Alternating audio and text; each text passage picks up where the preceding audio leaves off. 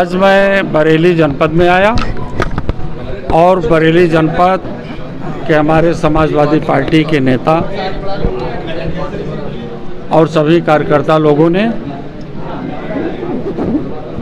राजमाता अहिल्याबाई होलकर जयंती का आयोजन किया था और राजमाता अहिल्याबाई होलकर ने देश को बचाने के लिए, जब देश गुलाम था, अंग्रेज़ों से लंबी लड़ाई लड़ी और इस देश में भाईचारा और समरसता की बात किया।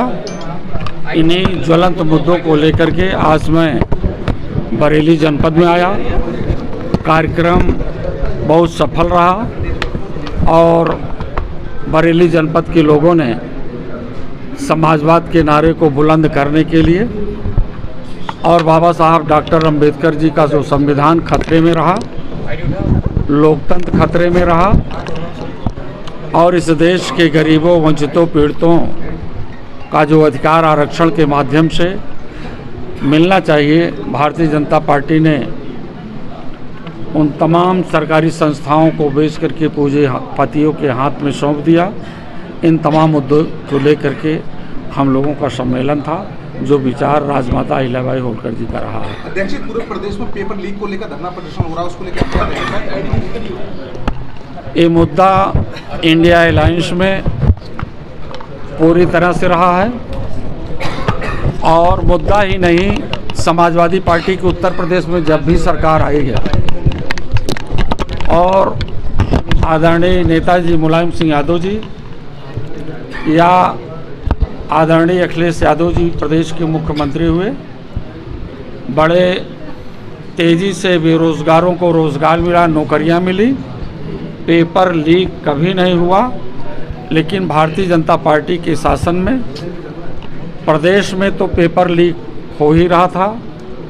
पीसीएस का पेपर, आरओ एआरओ की परीक्षा का लीक, पुलिस की भर्ती का लीक, नीट की परीक्षा जो अभी हाल में ही पेपर लीक हुआ, एक दिन पहले लीक हो गया और साथ ही साथ नेट की परीक्षा जो प्रोफेसर बनाती है वो परीक्षा लीक आउट हुआ। बहुत से नौजवान लोग, बेरोज़गार लोग अंधेरे में आ चुके हैं और यहाँ तक कि पेपर लीक के नाम पर लोग डिग्रियाँ फाड़ करके फांसी पर चढ़ जा रहे हैं।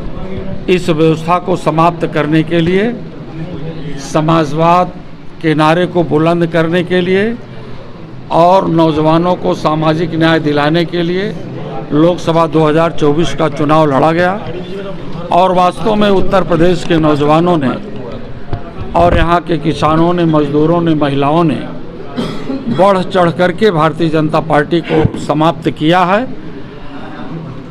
हम लोग केंद्र में सरकार में नहीं आ पाए, लेकिन भरोसा और विश्वास है कि अगर नौजवानों के साथ, महिलाओं के साथ कोई भी उत्पीड़न होता है, भारतीय संविधान या लोकतंत्र के साथ कुठाराघात होता है, तो हमारा विपक्ष इतना मजबूत है कि भारतीय जनता पार्टी की एक नहीं चलने देंगे। देश में अब केवल बाबा साहब अंबेडकर जी के संविधान के अनुसार देश की महिलाओं का, किसानों का, नौजवानों का, बेरोज़गार लोगों के साथ सम्मान दिया जाएगा और पेपर लीक जैसी व्यवस्था समाजवाद में आने ही नहीं पाएगी। ये हमारे नेता आदरणीय अखिलेश यादव का विश्वास है। उन्होंने करके दिखाया है, उनकी कथनी और करने में कोई अंतर नहीं रहा। सर, मोदी जी के काफिले पे पार्टी बन के उभरा है, तो क्या कहते हैं? एक लोग पूछा, कल मोदी जी के काफिले पे चप्पल फेंकी गई है, तो उस पर आप क्या कहेंगे? पार्टी बन के उभरा है, तो ऐसे में जो है 2027 के चुनाव कैसे देख रहे हो? क्या बदलाव होगा? मोदी जी के काफिले पे कल चप्पल फेंकी गई, उस पर क्या कहना चाहेंगे?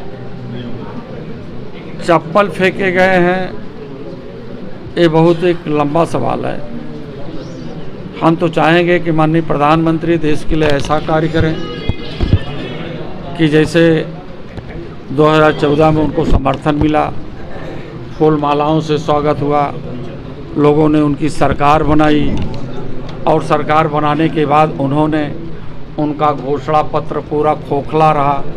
2 करोड़ नौकरी, 15-15 लाख रुपए खाते में आवे, ये तमाम सारी स्थितियां हैं। अगर उन कार्यों को पूरा नहीं करेंगे तो देश में पता नहीं क्या होगा। 10 साल के जो आंकड़े आए हैं उसमें आत्महत्या के उसमें छात्र भी शामिल है। 10 साल में सबसे ज़्यादा आत्महत्या। सरकार पूरी तरह से जो बेरोजगार हैं, नौकरियां नहीं पा रही हैं, किसानों ने भी कम आत्महत्या नहीं किया है, पूरी तरह से सरकार दोषी है। सर, बिहार में ओबीसी SC/ST जो आरक्षण बढ़ाया गया था वो निरस्त हो गया आज हाई कोर्ट से, तो इस पे आपकी पार्टी का क्या रुख है?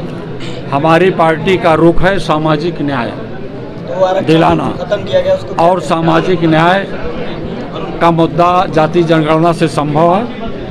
इस देश में डॉक्टर राम मनोहर लोहिया जी ने ये कहा था, देश में जिसकी जितनी आबादी है उसके आधार पर हिस्सेदारी मिले।